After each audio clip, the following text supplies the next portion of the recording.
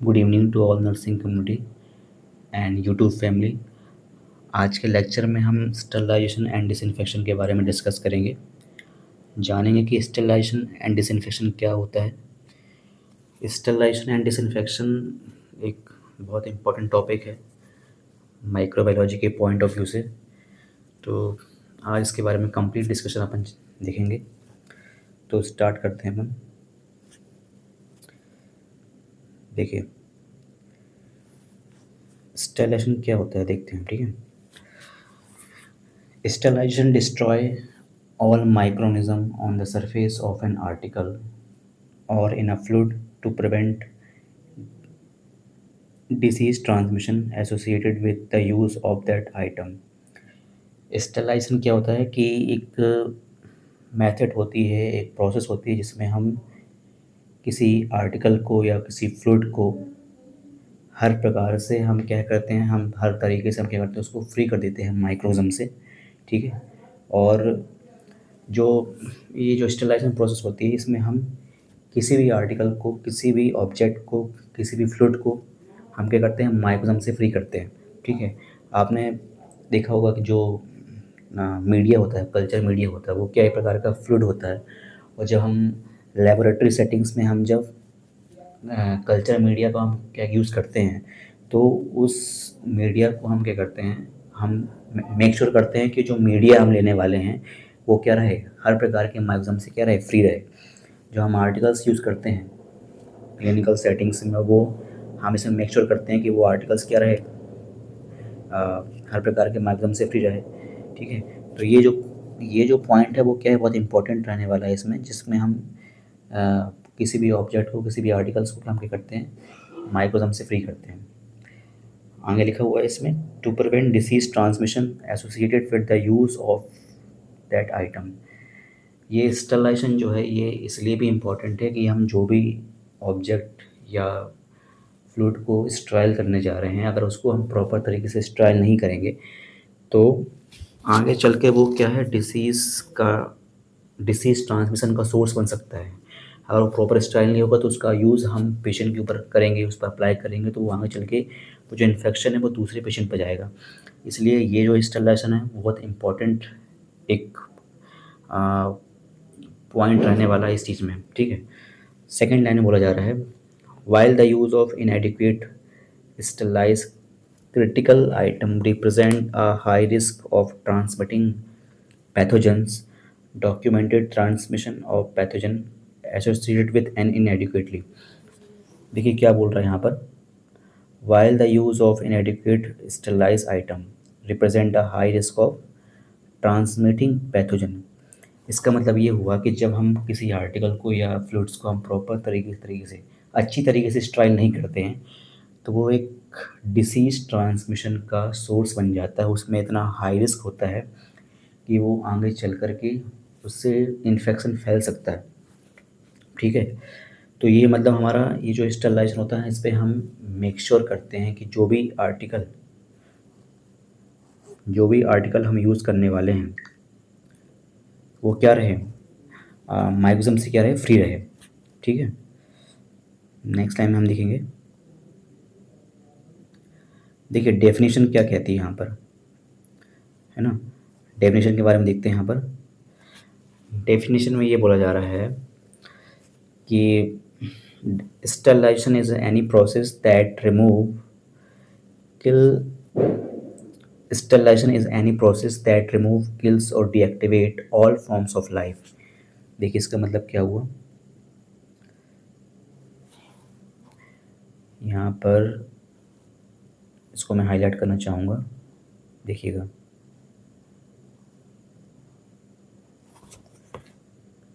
देखिए स्टरलाइजेशन जो प्रोसेस है इसमें क्या होता है कि इसमें हम सभी प्रकार के माइक्रोज़म को, इसमें एक लाइन बोली जा रही है, deactivate all forms of life. Deactivate all forms of life का मतलब यहाँ पर ये है कि हम बैक्टीरिया के, माइक्रोज़म की हर हर फॉर्म्स को, मतलब जैसे कि बेसिलाई हो गया, कोकाई हो गया, स्पाइरल हो गया, आपने देखा होगा, है ना। जो माइक्रोज़म होते हैं वो कैसे होते हैं, राउंड शेप में होते हैं। बेसिलाई शेप में होते हैं।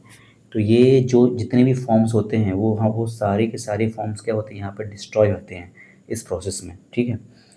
आगे बोला जा रहा है sterilization is related to the term sterile which means a complete absence of viable microorganism और microbes that have a potential to reproduce. यहाँ ये बोला जा रहा है कि जो स्टरलाइजेशन होता है उसमें हम एक वाइबल माइक्रोनिज्म, माइक्रोनिज्म कैसे होते हैं, वाइबल होते हैं, दैट मीन्स उनमें वो लिविंग होते हैं, उनमें रिप्रोडक्शन करने का उस उनमें वायलेंस मतलब डिसीज ट्रांसमिशन की एबिलिटी होती है। तो इस प्रोसेस में हम ये सारी चीज़ें जो कि किसी एक माइक्रोनिज्म के पास होती है वो सारी चीज़ें आप क्या करते हैं, डिस्ट्रॉय कर देते हैं। अल्टीमेटली यहाँ पर ये बोला जा रहा है, ठीक है।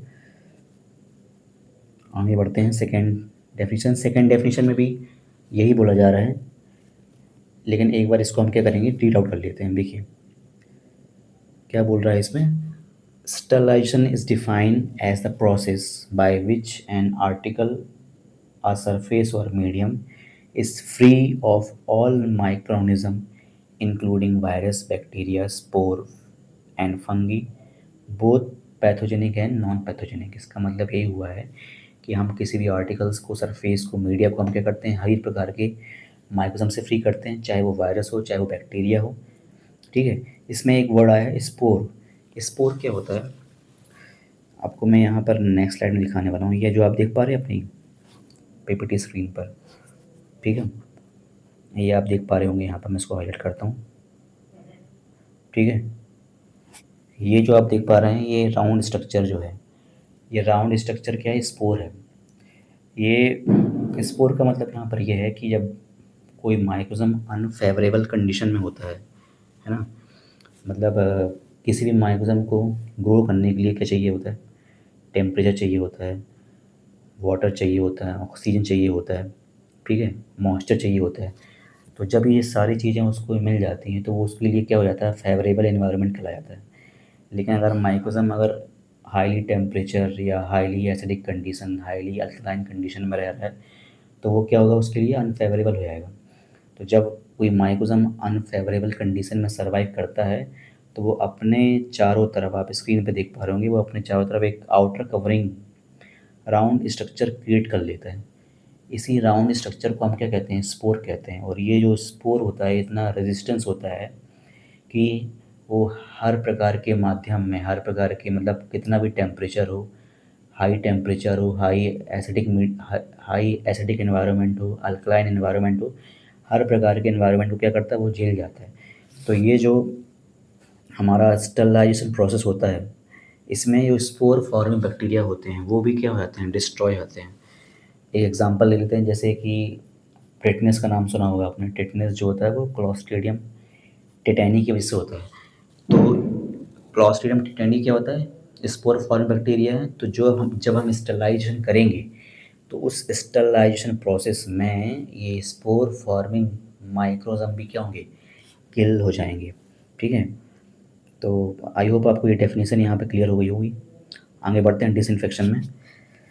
देखिए डिसइंफेक्शन क्या होता है, आपके इसको किस लैंग्वेज में बोला जा रहा है। Disinfection is a process, highlight करूँगा इसके ना, disinfection, 1 minute. Disinfection is a process of destruction और removal of organism capable of giving rise of to infection. बोला जा रहा है कि जो डिसइंफेक्शन होता है वो वो भी क्या एक प्रकार की प्रोसेस ही है जिसमें हम क्या करते हैं, माइक्रोजम को हटाते हैं, ठीक है, जो कि आगे चल के इन्फेक्शन को राइज कर सकता है या इन्फेक्शन के लिए रिस्पॉन्सिबल हो सकता है, ठीक है। सेकेंड लाइन बोला जा रहा है disinfectant are capable of removing vegetative bacteria, fungi, virus and rarely bacterial spores. देखिए जो डिसइंफेक्टेंट होते हैं उनका काम क्या होता है, माइक्रोजम को साइड से हटाना, ठीक है। एक कॉमन डिसइंफेक्टेंट की हम बात कर लेते हैं, जैसे मान लीजिए आपका आइसोप्रोपिल अल्कोहल है, वो क्या एक प्रकार का डिसइंफेक्टेंट है। जब हम ब्लड सैंपलिंग करते हैं या कोई है ना, या आईवी का इंजेक्शन करते हैं तो हम हमारी साइड को हम क्या करते हैं, क्लीन करते हैं, दैट मीन डिसइंफेक्ट करते हैं। तो जो हमारा आइसोप्रोपिल अल्कोहल है वो एक प्रकार का डिसइंफेक्टेंट की तरह यहाँ पे काम करता है। ठीक है? लेकिन जो डिसइन्फेक्टेंट होता है उसमें एक मेजर डिफरेंस होता है कि जब हम इसको यूज़ करते हैं किसी भी साइट पर, तो ये वहाँ से केवल माइक्रो ऑर्गेनिज़्म को हटाने का काम करता है, किल नहीं करेगा। ठीक है? वहाँ से केवल क्या कर देगा, हटा देगा। किल करना और रिमूव करने में बहुत डिफरेंस होता है, तो ये इसमें क्या है, यहाँ पर मेजर डिफरेंस है। ठीक है? सेकंड लाइन में बोला जा रहा है यहाँ पर, सेकंड लाइन देखिए, बोला जा रहा है capable of removing vegetative bacteria. Vegetative bacteria क्या होता है? वेजिटेटिव बैक्टीरिया का मतलब यहाँ पर ये है कि कोई एक सिंगल सेल है या कोई एक माइक्रोसम है सिंगल, उसके अंदर ये एबिलिटी होती है कि वो एक कंप्लीट एक न्यू माइक्रोसम को क्या कर लेता है, रिप्रोड्यूस कर लेता है। ठीक है? जो बैक्टीरिया होते हैं, है ना, उसमें क्या होता है, बाइनरी फिशन के थ्रू क्या होता है, रिप्रोडक्शन होता है। बाइनरी फिशन मतलब क्या होता है कि एक एक ये एक बैक्टीरियल सेल होती है, वो आगे चल के दो बैक्टीरिया में क्या हो जाती है, कन्वर्ट हो जाती है। इसी को ही अपन कहते हैं बाइनरी फिशन। इसमें क्या होता है कि जो माइक्रोसम होता है उसका जो साइटोप्लाज्म होता है या फिर उसका जो डीएनए होता है, वो डिवाइड होकर के, रेप्लिकेट होकर के क्या होता है, दो डॉटर, या है ना, दो डॉटर क्या करता है, माइक्रोसम क्रिएट करता है। इसको ही अपन क्या बोलते हैं यहाँ पर, बाइनरी फिशन बोलते हैं। ठीक है? तो आपको समझ में आ गया कि वेजिटेटिव मतलब क्या होता है, मतलब एक कंप्लीट माइक्रोसम जो कि आगे चल के एक न्यू बैक्टीरिया बनाएगा, उसे अपन कहेंगे वेजिटेटिव बैक्टीरिया। मतलब ये सब कुछ चीज़ें क्या होती हैं, वो उसमें रिमूव हो जाती हैं, यहाँ पर किल नहीं होती हैं। तो आप समझ गए होंगे डिसइन्फेक्टेंट क्या होता है। आगे बढ़ते हैं अपन।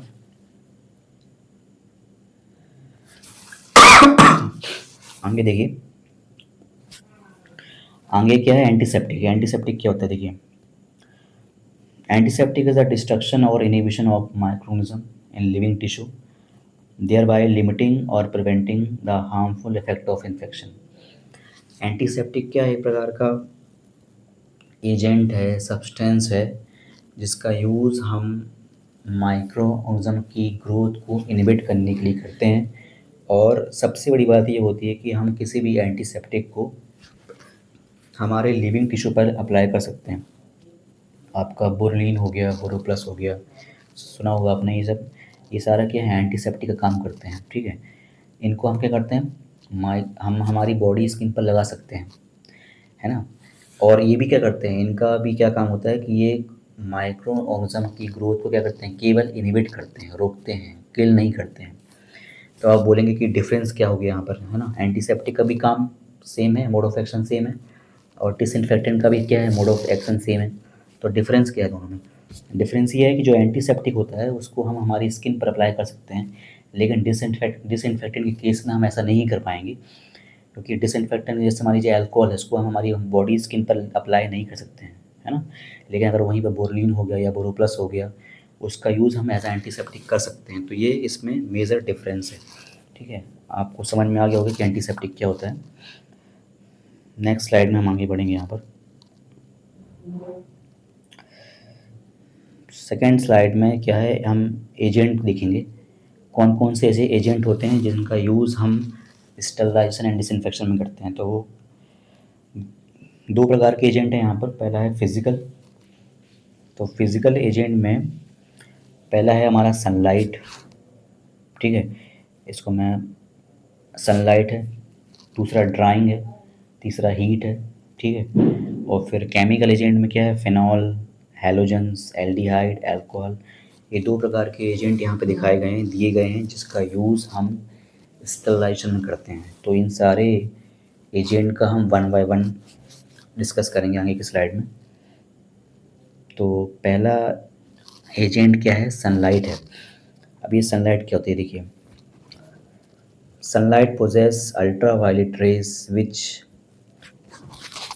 which along which along with heat rays are responsible for appreciable germicidal activity। जो सनलाइट होती है, आपको पता ही होगा कि जो सनलाइट होती है, सूर्य की जो किरणें होती हैं, उसमें अल्ट्रा वायलेट रेस होती है और वो जर्मीसाइडल का काम करती है। मतलब उसके, जब वो सनलाइट किसी वाटर में या किसी झील में या रिवर के कांटेक्ट में आती है, तो उसमें जो सस्पेंडेड माइक्रोनिज्म होते हैं वो क्या हो जाते हैं, वो अल्ट्रा वायलेट प्रेजेंस के कारण वो क्या होते हैं, डिस्ट्रॉय आते हैं। ठीक है। थर्ड लाइन बोला जा रहा है the rays however can not penetrate through glass. इसका जो सनलाइट है इसका एक डिसएडवांटेज हाईलाइट करूंगा इसको मैं यहाँ पर। देखिए क्या बोल रहा है, द वन मोर टाइम दे, ये देखिए these raise however can not penetrate through glass. मतलब ये है कि अगर को वाटर को अगर हम किसी ग्लास में रख लें और उससे अगर हम सनलाइट को गुजारेंगे तो जो सनलाइट रहेगी वो वाटर को क्रॉस नहीं कर पाएगी। इसका एक डिसएडवांटेज है, पेनिट्रेट नहीं कर पाएगी। ठीक है। नेक्स्ट लाइन में बोला जा रहा है direct sunlight has a germicidal effect owing to combined effect of ultraviolet rays and heat rays। देखिए यहाँ पर दो चीज़ों का कॉम्बिनेशन है। जो सनलाइट रहने वाली है वो जर्मीसाइडल एक्टिविटी दिखाती है। क्यों दिखा पाती है? क्योंकि उसके पास कंबाइंड इफेक्ट रहने वाला है। किस चीज़ का? अल्ट्रावायलेट रेस का और हीट रेस का। मतलब जब हीट और अल्ट्रावायलेट रेस जब आपस में मिलती हैं तो जो सनलाइट होती है वो जर्मीसाइडल की तरह रिएक्ट करती है। ठीक है। तो आई होप आपको ये सनलाइट समझ में आ गया होगा। आगे बढ़ेंगे हम। नेक्स्ट आने वाला है हमारा ड्राइंग। अब ड्राइंग क्या होता है? देखिए ड्राइंग मतलब होता है सुखा देना। ठीक है। हाईलाइट करेंगे इस चीज़ को। वाटर कंस्टिट्यूट, देखिए water constitute 80% of the weight of the bacteria and is also essential for growth of bacteria. ये बोल रहा है यहाँ पर कि जो माइक्रोजम होते हैं उनमें लगभग 80% क्या होता है, वाटर ही होता है। ठीक है। और ये जो वाटर रहने वाला है ये किसी भी माइक्रोजम का बहुत ही एसेंशियल कंपोनेंट है उसकी ग्रोथ के लिए। तो ड्राइंग मतलब होता है सुखाना। अगर हम किसी माइक्रोजम को सुखा देंगे, ड्राई कर देंगे, तो जो बैक्टीरिया होगा वो क्या होगा, डाई हो जाएगा, है ना, डेड हो जाएगा। थर्ड लाइन बोल रहा है therefore drying has deleterious effect on many bacteria. इसीलिए जो ड्राइंग होता है वो क्या है, एक लीथल इफेक्ट डालता है हर प्रकार के माइक्रोजम पर। ठीक है। However spore are unaffected by drying. Last line में बोल रहा है ये कि spore are unaffected by drying. मैंने आपको प्रीवियस स्लाइड में बताया था कि स्पोर क्या होता है। स्पोर एक राउंड स्ट्रक्चर होता है जो कि अनफेवरेबल कंडीशन में माइक्रोजम के थ्रू बनाया जाता है। ठीक है। सॉरी। तो जो ड्राइंग प्रोसेस होती है जिसमें हम क्या करते हैं, सुखाते हैं, है ना, सुखाने का काम करते हैं, तो जो उससे जो स्पोर होते हैं वो क्या रहते हैं, अनइफेक्टेड रहते हैं। क्योंकि इसका असर, ड्राइंग का जो असर होता है वो यूजुअली नहीं पड़ता है स्पोर पर, क्योंकि वो स्पोर इतना हाईली रेजिस्टेंस होता है कि उसका कोई इफेक्ट नहीं पड़ता है। तो अगर हम ड्राइंग कर रहे हैं तो जो स्पोर फॉर्मिंग बैक्टीरिया होंगे वो क्या होंगे, डिस्ट्रॉय नहीं होंगे यहाँ पर। ठीक है। नेक्स्ट स्लाइड में आगे बढ़ेंगे। सेकेंड रहने वाला है हमारा यहाँ पर हीट। देखिए हीट क्या होते हैं। Heat is the most reliable, certain and rapid method of sterilisation. Heat क्या होता है, एक बहुत ही रिलायबल मेथड है किसी भी स्टरलाइजेशन प्रोसेस में। It can be easily controlled and unlike chemical disinfection leaves no potentially harmful residue। क्या मीनिंग हुआ इसका, ये भी यहाँ पर ये बताया जा रहा है कि हीट सबसे रिलायबल मेथड है। उसके बाद हीट को हम कंट्रोल भी कर सकते हैं, और अगर हम केमिकल डिसइंफेक्टेंट यूज़ कर रहे हैं तो एट द एंड उसमें कुछ रेसिड्यू, मतलब प्रोसेस होने के बाद कुछ केमिकल जो हम यूज़ कर रहे हैं वो कुछ अंश मात्र प्रेजेंट हो सकते हैं एट द एंड में। लेकिन हीट के केस में ऐसा नहीं होता है। एट द एंड अगर हम हीट के थ्रू स्टेलाइजेशन कर रहे हैं तो कोई भी रेसिड्यू या कोई भी साइड प्रोडक्ट रिएक्शन के एंड में हमको यहाँ पर नहीं मिलेगा। ठीक है। लास्ट लाइन बोली जा रही है unless the material to be sterilised it is heat sensitive this method should be preferred. अगर जिस ऑब्जेक्ट को हम हीट से स्टेराइल कर रहे हैं और अगर वो क्या हीट सेंसिटिव नहीं है तो ये मेथड क्या है, बहुत प्रेफर मानी जाएगी। मतलब हम इसी मेथड को हम क्या करेंगे, प्रेफर करेंगे। ठीक है। जनरली जो हीट होता है उसमें हम स्टेनलेस आइटम जो होते हैं उसको हम स्टेराइल कर सकते हैं। जो पेट्री प्लेट्स वगैरह होती हैं उसको हम क्या करते हैं, स्टेराइल कर सकते हैं कम टेम्परेचर पर, बशर्ते जो हम चीज़ स्टेराइल कर रहे हैं वो अगर हीट सेंसिटिव बस ना हो। तो ये जो मेथड होती है वो बहुत ही रिलायबल मेथड मानी जाती है। ठीक है, तो ये हीट एजेंट आपको समझ में आ गया होगा आई होप। आगे बढ़ते हैं नेक्स्ट स्लाइड में। दूसरा जो है ये जो हम हीट पढ़ रहे हैं इसको दो कैटेगरी में डिवाइड किया है। पहला है ड्राई हीट और नेक्स्ट है मॉइस्ट हीट। अब ये ड्राई हीट मॉइस्ट हीट क्या होता है देखिए।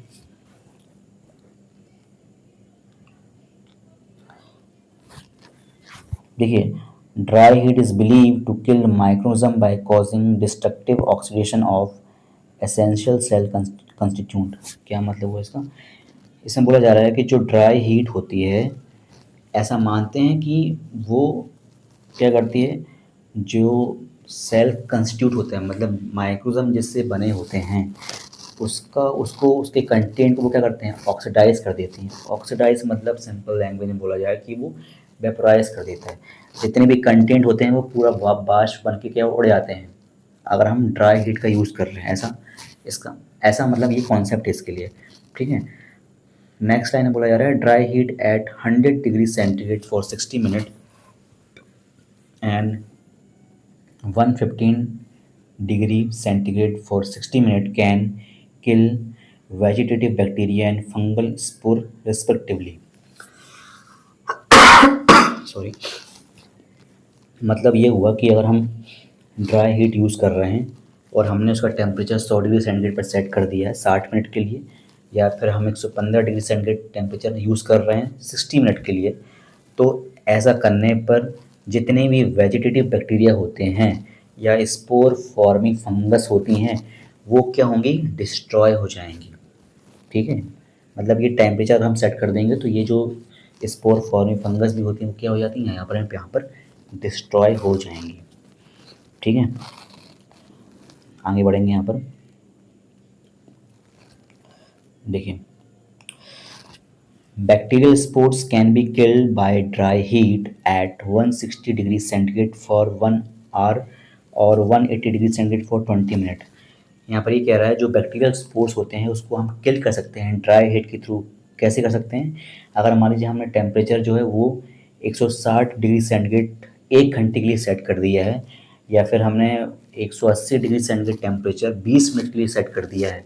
ठीक है, तो उससे क्या होगा कि जो बैक्टीरियल स्पोर्स होंगे मतलब स्पोर फॉर्मिंग बैक्टीरिया जैसे कि क्लॉस्ट्रीडियम टिटेनी हो गया, स्पोर फॉर्मिंग बैक्टीरिया है, तो वो स्पोर फॉर्मिंग बैक्टीरिया भी क्या होगा, डिस्ट्रॉय हो जाएगा फिजिकल मतलब ड्राइंग के थ्रू। ठीक है, नेक्स्ट लाइन में बोला जा रहा है on the whole dry heat is less efficient sterilisation process than moist heat. बहुत ही इंपॉर्टेंट लाइन बोली जा रही है, इसको हाईलाइट करेंगे यहाँ पर। यहाँ ये बोला जा रहा है जो ड्राई हीट होती है वो लेस एफिशिएंट मानी जाती है as compare to moist heat. मतलब अगर हम मॉइस्ट हीट से हम इंस्टॉलेशन कर रहे हैं तो वो ज़्यादा इफेक्टिव माना जाएगा as compare to dry heat. ठीक है, इसका एक्सप्लेनेशन मैं आपको नेक्स्ट क्लास में दूंगा। ठीक है, तो आज के लिए इतना ही। नेक्स्ट क्लास में हम आगे का लेक्चर यहाँ पर कंटिन्यू करेंगे। तब तक के लिए इस वीडियो को बहुत ज़्यादा से ज़्यादा शेयर करिएगा, लाइक करिएगा। कुछ डाउट रहता है तो कमेंट सेक्शन में पूछिएगा। ठीक है, बहुत बहुत थैंक यू आप सभी को।